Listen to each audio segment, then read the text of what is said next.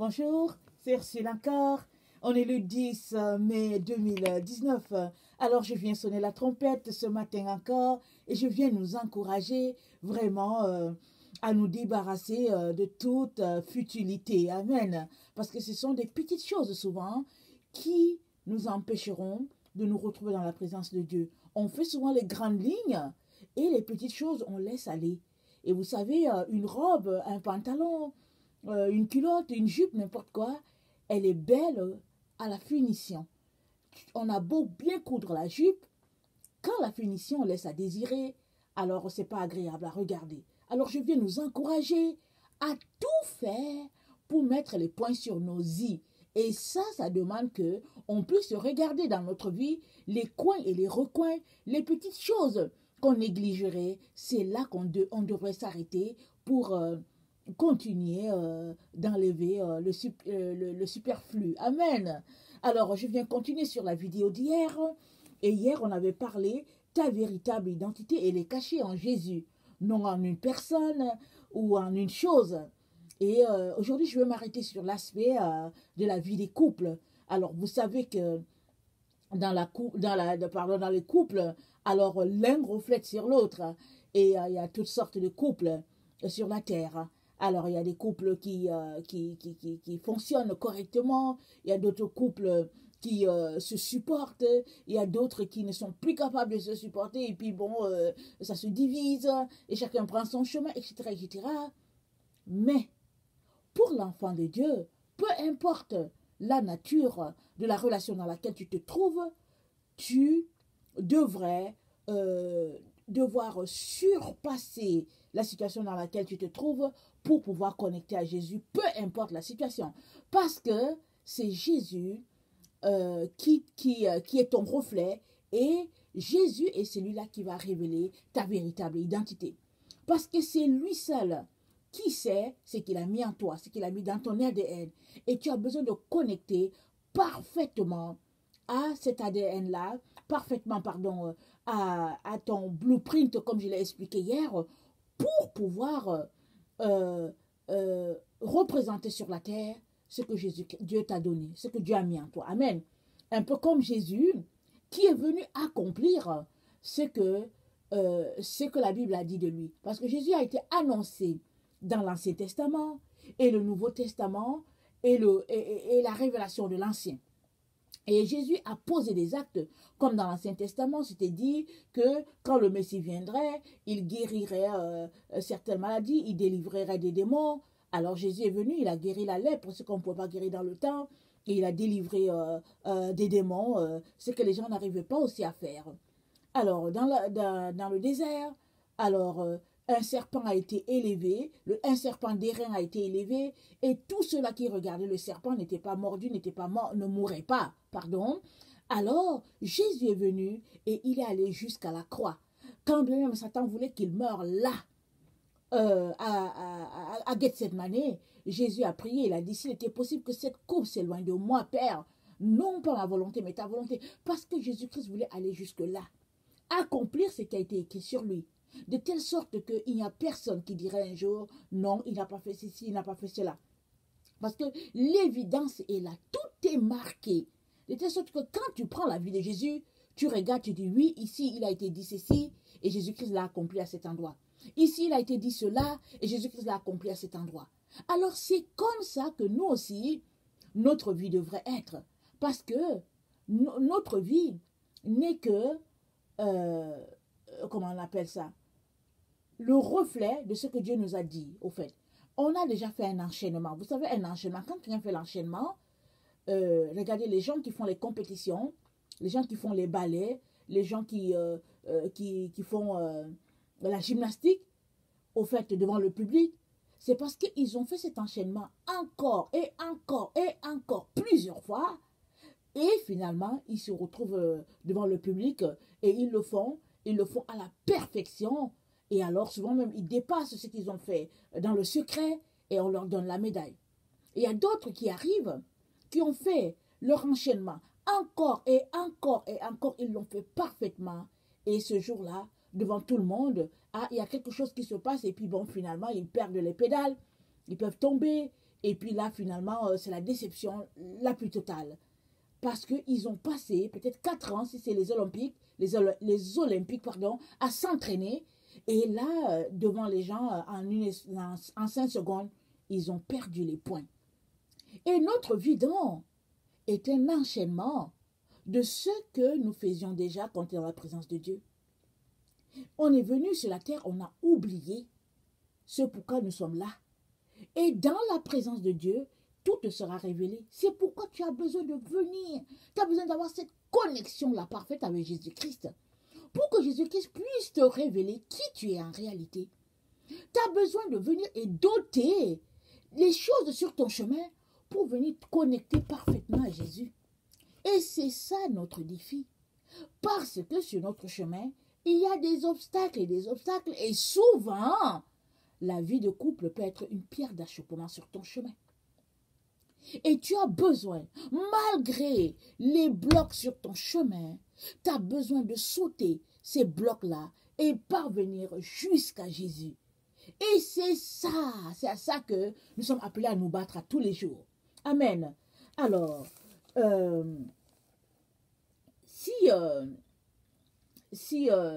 fait, les couples païens n'ont pas de problème, dans ce sens que si ça ne va pas, ils prennent leur clic et clac et ils s'en vont.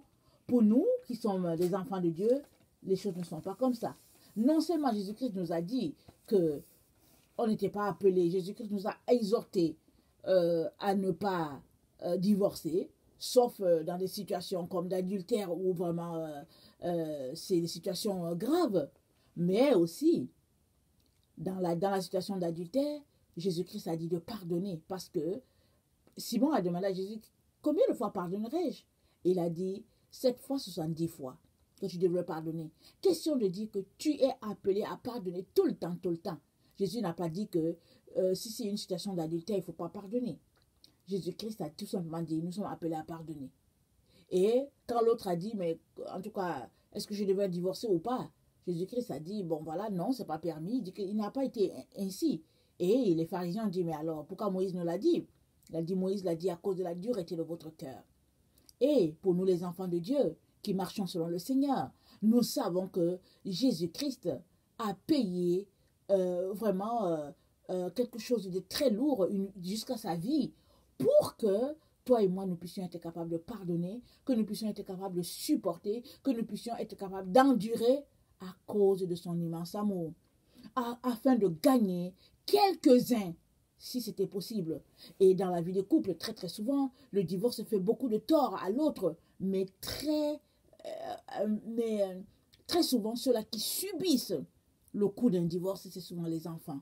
Parce que les enfants, c'est fragile. Les enfants, ils n'ont rien à voir dans les histoires de papa et maman. Pour eux, ils veulent papa, ils veulent maman, c'est tout. Parce que Dieu a fait la cellule familiale comme ça. Donc, avant de se lever, de dire que tu divorces, avant de dire que non, celui-là ne m'aide pas à accomplir ma destinée ou quelque chose, arrête-toi d'abord, réfléchis, pèse le pour et le contre, parce que souvent, l'adversité nous donne de pouvoir nous polir. Parce que c'est à ça que ça sert l'adversité. Parce que c'est des forces contraires qui font que finalement on devient pur. Et regardez, quand tu es en train de scier le métal, c'est parce qu'il y a un frottement. Il y a un frottement entre le métal que tu veux scier et la lame. Et ce frottement-là donne quelque chose de très poli. Alors le frottement, c'est l'adversité. C'est des forces contraires qui font que quelque chose de pur sort de là. Alors il est important de s'arrêter pour considérer nos décisions.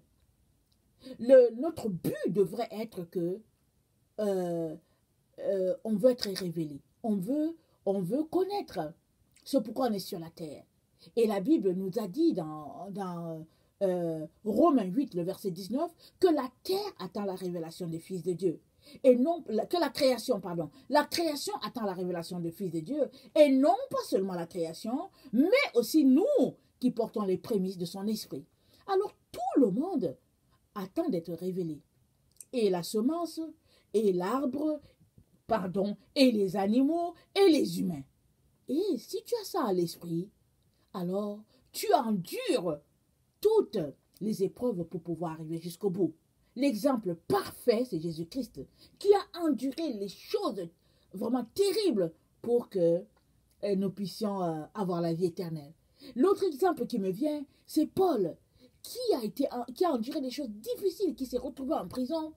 Et aujourd'hui, les lettres que Paul a écrites à ses disciples, à son église, ces lettres-là sont jusque-là, jusqu'à nos, qui sont jusque-là, sont jusque dans nos Bibles, et elles sont une bénédiction, une exhortation pour nos âmes. Amen. Alors tu as besoin d'avoir ça à l'esprit pour pouvoir aussi grimper ta montagne malgré les difficultés. Vous savez que ce n'est pas facile de grimper une montagne, n'est-ce pas? Et Jésus-Christ nous a dit que nous allons de gloire en gloire. Alors quand tu vas en gloire, c'est quoi? Tu grimpes une montagne. Et pour passer à l'autre montagne, tu descends ta montagne encore. Tu retournes grimper l'autre montagne qui est plus haute. Et tu redescends et tu vas grimper une autre. Parce que tu ne bondis pas d'une montagne à une montagne. Ce serait formidable, n'est-ce pas? Ce sera génial, n'est-ce pas? Mais non, quand tu as grimpé une montagne, si cette montagne-là est de 20 mètres, je ne sais pas, tu dois la descendre pour aller grimper la montagne, celle de 50 mètres. Et c'est pas évident, n'est-ce pas? Mais quand on pense que là-bas, au sommet, nous attend notre Rédempteur, alors on est motivé par cette vérité-là. Que le Seigneur vraiment nous donne d'avoir cette fougue-là, d'aller jusqu'au bout, afin de savoir qui nous sommes en réalité. C'est pas ton mari qui va te révéler, c'est pas ta femme qui va te révéler, mais Jésus-Christ va te révéler. Et tu as besoin d'être à ses pieds. Amen. Alors, j'aimerais ça qu'on regarde. Qu'est-ce que ça veut dire pierre d'achoppement? Parce que souvent, dans les couples, l'autre peut être une pierre d'achoppement pour nous.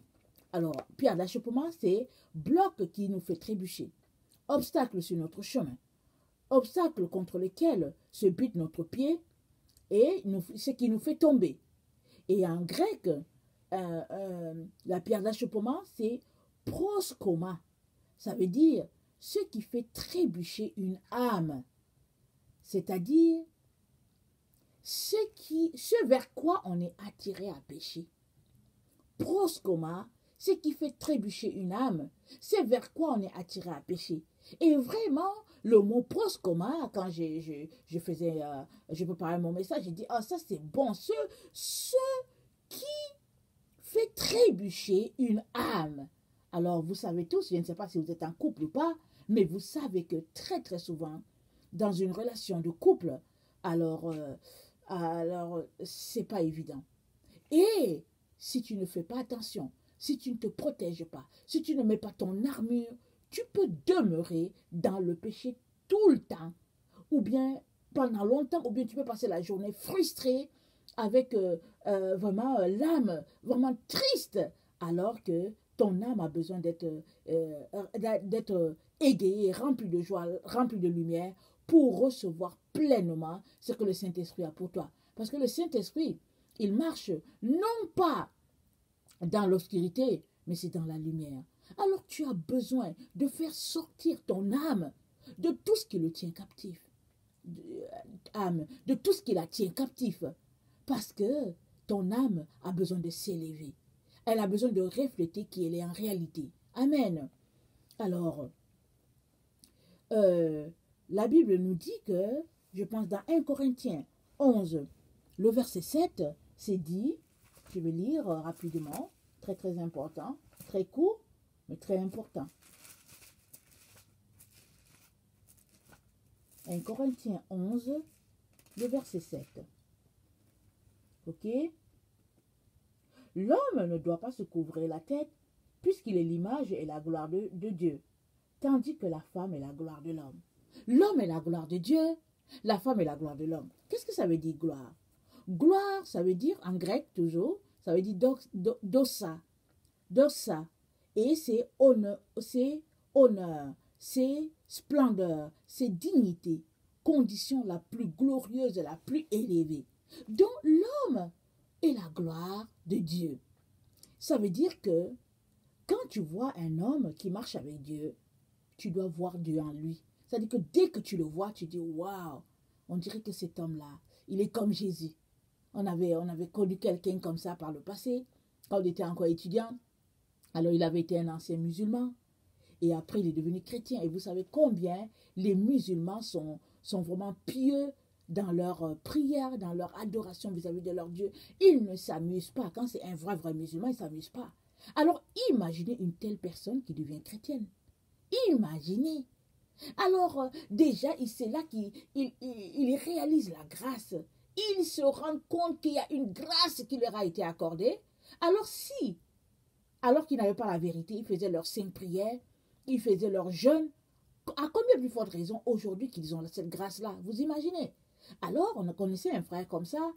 Les gens lui disaient, ah, tu as tellement la gloire de Dieu. Ou bien les gens disaient, tu es tellement pur, tu es tellement saint. Quand on te voit, il y a quelque chose en toi. Alors cet homme-là, il reflétait Dieu. Et nous sommes tous appelés à refléter Dieu comme ça. Et la Bible nous dit que l'homme est la gloire de Dieu. Et la femme est la gloire de l'homme. Qu'est-ce que ça veut dire? Ça veut dire que si tu as un mari qui reflète Dieu comme ça, comme ce frère-là, alors cette gloire-là est aussi sur toi. Parce que quand on voit de la femme, on doit voir son mari, n'est-ce pas? Alors si l'homme est un homme méchant, alors on va voir la méchanceté sur la femme. Quand on voit la femme, on voit que, en tout cas, cette femme-là, son mari est vraiment, en tout cas, elle reflète son mari. Et quand on voit l'homme, on dit, waouh, en tout cas, il est méchant. Et quand on dit il est méchant, tout le monde sait que, oh, son Dieu, c'est Satan. N'est-ce pas? Parce que l'homme, il reflète Dieu et la femme reflète son mari. Il est donc important pour les maris chrétiens, les hommes chrétiens, de tout faire pour avoir cette parfaite relation avec le Seigneur, se dépouiller de la chair, parce que s'ils le font, alors ce reflet-là de Dieu sur eux sera vu aussi sur leurs femmes. Parce que ce n'est pas possible d'avoir Jésus-Christ et d'être méchant. Ce n'est pas possible. Si tu as Jésus-Christ et que tu le reflètes, il sera reflété en ton épouse. Amen. Et c'est de ça que Paul nous dit. Alors, si donc un homme marche en parfaite harmonie avec Jésus-Christ, alors on le voit tout de suite et c'est agréable et tout. Maintenant, si l'homme n'a pas une parfaite relation avec Jésus, si cet homme ne reflète pas Dieu, est-ce que pour autant que la femme est condamnée? Je ne pense pas, n'est-ce pas? Alors, allons-y lire 1 Corinthiens 7, le verset 32 à 35. 1 Corinthiens 7, le verset 32 à 35. Je vais lire. Or, je voudrais que vous fussiez sans inquiétude. Celui qui n'est pas marié s'inquiète des choses du Seigneur, des moyens de plaire au Seigneur, et celui qui est marié s'inquiète des choses du monde, des moyens de plaire à sa femme. Il y a de même une différence entre la femme et la vierge. Celle qui n'est pas mariée s'inquiète des choses du Seigneur, afin d'être sainte de corps et d'esprit, et celle qui est mariée s'inquiète des choses du monde, des moyens de plaire à son mari. Je dis cela dans votre intérêt. Ce n'est pas pour vous prendre au piège, c'est pour vous porter à ce qui est bienséant et propre à vous attacher au Seigneur sans distraction. Amen, il l'a dit. Alors, la question que j'avais posée, c'est est-ce que si ton mari ne reflète pas la gloire de Dieu, est-ce pour autant que toi tu es condamné si tu es une femme? Et Paul vient de nous dire non. Il nous a dit au verset 34, il dit, il y a de même une différence entre la femme et la vierge. Celle qui n'est pas mariée s'inquiète des choses du Seigneur, afin d'être sainte de corps et d'esprit, et celle qui est mariée s'inquiète des choses du monde, des moyens de plaire à son mari. Je dis cela sans intérêt. Ce n'est pas pour vous prendre au piège, c'est pour vous porter à ce qui est bienséant et propre à vous attacher au Seigneur sans distraction. Alors souvent, la vie de mariage peut être une distraction pour toi. Et Paul nous dit, ça ne devrait pas être. Pourquoi ça ne devrait pas être? Parce que, au verset 28, toujours 1 Corinthiens 7, il dit, si tu t'es marié, tu n'as point péché. Et si la Vierge s'est mariée, elle n'a point péché. Mais ces personnes auront des tribulations dans la chair, et je voudrais vous les épargner. Voici ce que je dis, frère. C'est que le temps est court, que désormais ceux qui ont des femmes soient comme n'en ayant pas. Et ceux qui pleurent comme ne pleurant pas. Ceux qui se réjouissent comme ne se réjouissant pas. Ceux qui achètent comme ne possédant pas. Et ceux qui usent du monde comme n'en usant pas. car la figure de ce monde passe. Donc voilà la raison pour laquelle, si ton mari ne reflète pas Dieu, s'il ne le reflète pas, toi, tu ne devrais pas t'empêcher de refléter Dieu.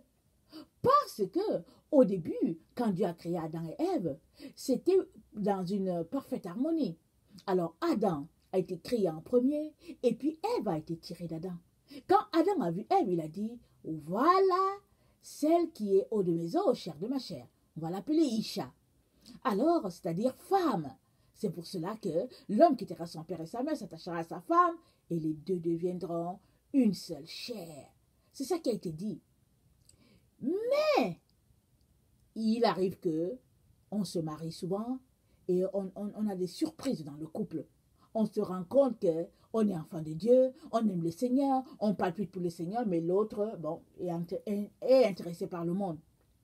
Alors, il y a deux occasions qui se présentent à toi. Soit tu es emporté par le monde avec la personne avec qui tu partages ta vie, ou bien tu te ressaisis, tu dis, ah, la situation elle est critique, mais moi je ne veux pas rater mon ciel à cause de l'autre personne qui est ici à côté de moi. Et à partir de ce moment-là, tu fais tout pour refléter Dieu toi-même. Amen. Et c'est à ça que Paul nous appelle, parce qu'il dit, voici ce que je dis frère, c'est que le temps est court, que désormais ceux qui ont les femmes soient comme n'en ayant pas, ceux qui possèdent comme n'en possédant pas, ceux qui pleurent comme ne pleurant pas, ceux qui se réjouissent comme ne se réjouissant pas, parce que la figure de ce monde passe.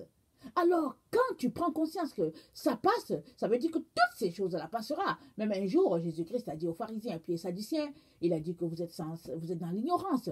Parce que dans le ciel, les gens qui sont dans le ciel, ils se comportent, il n'y a pas cette affaire de relation de mari et femme. Il dit que non, ça c'est déjà passé.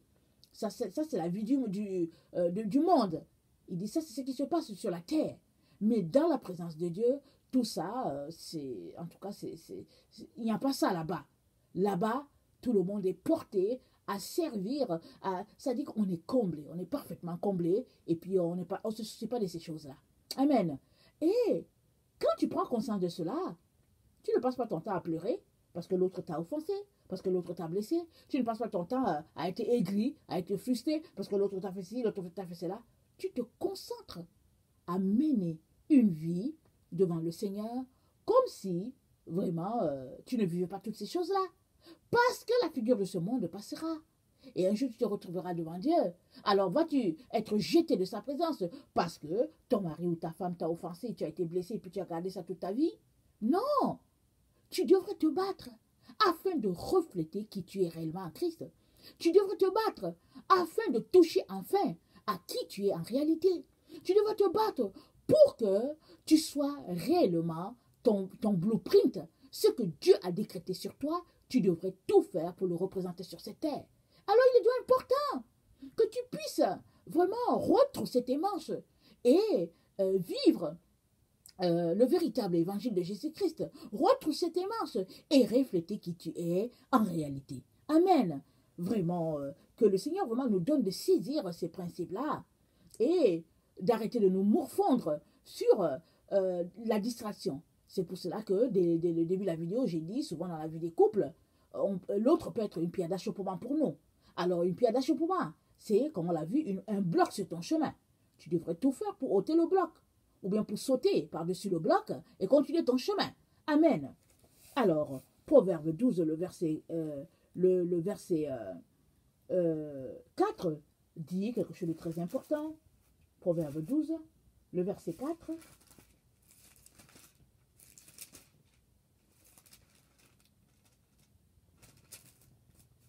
Une femme vertueuse est la couronne de son mari. Mais celle qui fait honte est comme la carie dans ses os. Une femme vertueuse est la couronne de son mari. Alors tu es la couronne de ton mari sur la terre, qu'il soit bon ou mauvais. Qu'il soit chrétien ou pas, si toi tu es la couronne de ton mari. Parce que Paul a dit quoi? Il a dit, si tu as épousé une personne qui n'est pas chrétienne, Paul dit non, il ne faut pas divorcer. Il dit, il faut garder la personne parce que la personne est sanctifiée par toi qui es chrétien et puis tes enfants aussi. Alors, Paul est en train de dire quoi? il est en train d'avoir un message clair. Il est en train de dire que peu importe la situation dans laquelle tu es, tu dois refléter la gloire de Dieu. C'est pourquoi Paul a dit, quand on venait de le lire, il a dit que quand tu es marié, tu as des souffrances dans la chair. Alors c'est pourquoi il conseille aux gens de ne pas se marier. Mais si tu l'es déjà, il est en train de te dire que oui, tu vas vivre des souffrances dans la chair. Ça fait partie du mariage. Il dit ça fait partie. Mais toi qui as Jésus-Christ, tu dois tout faire pour être la couronne de ton mari si tu es une femme. Et si toi tu es un homme, tu dois tout faire pour que la gloire de Dieu soit vue en toi, de telle sorte que même si ta femme est païenne et qu'elle te maltraite et tout, elle puisse s'arrêter un jour pour dire oui, cet homme-là, il a vraiment Dieu. Et devant Dieu, tu ne seras pas fautif. Amen. Alors, excusez-moi, Éphésiens 5, le verset 25 à 26, nous dit quelque chose de très important. Éphésiens 5, le verset 25 à 26,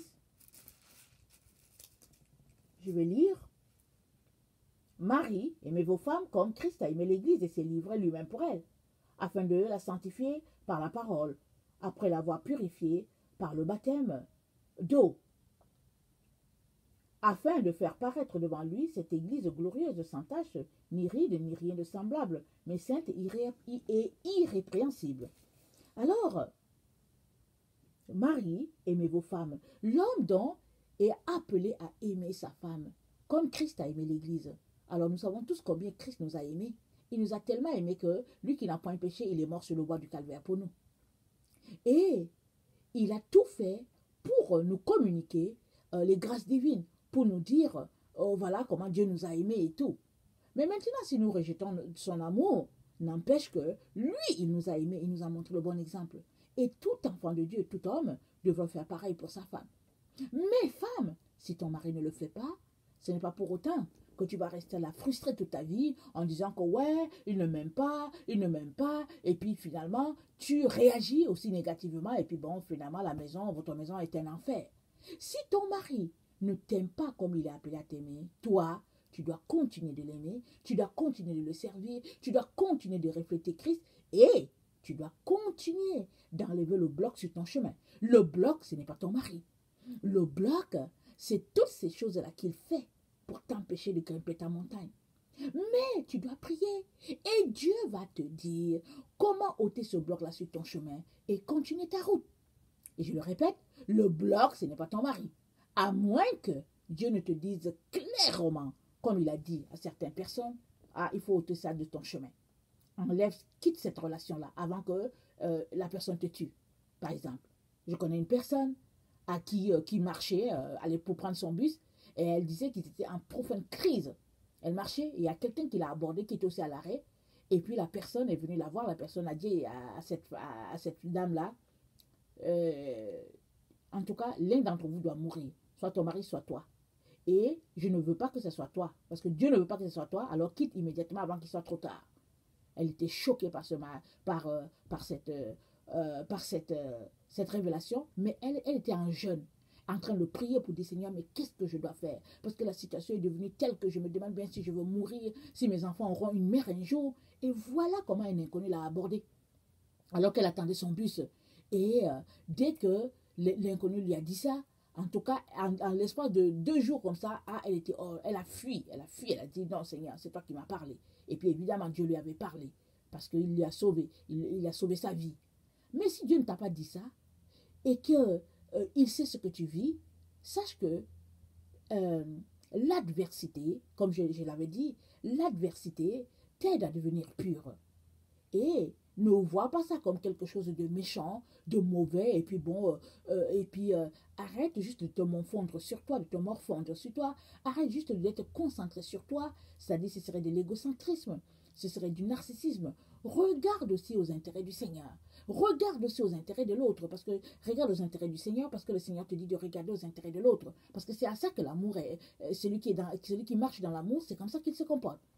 Et si tu t'arrêtais à cela, et que ton but premier, c'est de refléter la gloire de Dieu, c'est de toucher à qui tu es réellement, à ton blueprint là, si c'est ça ton but, le Seigneur t'aidera. Et dans l'adversité, il te fera prendre des chemins peut-être tortueux, sinueux, mais qui te mènera à bout. Pourquoi? Parce que sur ce chemin-là, ça t'attend ses anges. Amen. Parce qu'il y a une chanson qui dit « Dieu écrit droit, mais avec des lignes courbes. Dieu est toujours droit dans tout ce que tu fais. » Alors quand je dis des chemins sinueux, je ne suis pas en train de dire que des chemins de péché, non. Je suis en train de dire que quand tu regardes la situation, tu te dis « Mais qui peut passer par là? Dieu ne peut pas être dans là. Dieu ne peut pas être dans ça. » Mais Dieu est souvent là. Et puis souvent, il va te mettre dans une situation où tu es dans une forêt noire. Il n'y a pas d'issue. Tu regardes, tu ne vois pas la lumière. Mais si tu te concentres, tu vas voir une lumière là-bas au fond. Et là où tu vois la lumière au fond, il est en train de te dire, viens jusqu'à moi. Et souvent, quand tu te mets à marcher, tu te rends compte que tu es dans la boue. Et il va t'aider, il va envoyer ton ange te faire traverser la boue. Ou bien à certains moments, tu te rends compte que tu es dans une zone où tout est rempli d'épines et de ronces. Il va te faire passer par là. Et souvent, tu vas te retrouver, tu vas voir que sur ton chemin, il y a un lion. Un peu comme ce qui est arrivé à David. David a tué le lion afin de protéger les brebis. Amen.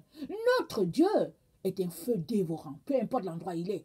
Alors si tu es avec lui, parce qu'il est un feu dévorant, il va dévorer tes ennemis pour te faire passer. Parce qu'il a mis quelque chose en toi. Parce qu'il t'a donné un trésor en main. Et il veut que tu portes ce trésor-là afin que sa gloire puisse être vue en toi. Tu ne peux donc pas t'arrêter à cause des obstacles sur ton chemin, à cause des pierres d'achoppement sur ton chemin. Tu ne peux pas. Tu es appelé à aller jusqu'au bout. Amen. Que le Seigneur te donne de saisir ce message-là ce matin et de tout faire pour refléter qui tu es. Parce que ta véritable personne, elle est cachée en Jésus. Elle est cachée en arrière de Jésus et Jésus peut te révéler qui tu es. Ce n'est pas l'homme qui est à côté de toi, ce n'est pas la femme qui est à côté de toi. Mais c'est Jésus et Jésus seul. Amen. Si toi tu es quelqu'un qui ne connaît pas le Seigneur, je viens t'encourager à donner ta vie à Jésus, à l'expérimenter et tu ne le regretteras pas. Parce que Jésus-Christ, c'est le seul chemin, la vérité et la vie. Amen. Soyez bénis. Je vous aime beaucoup et Dieu davantage. Merci.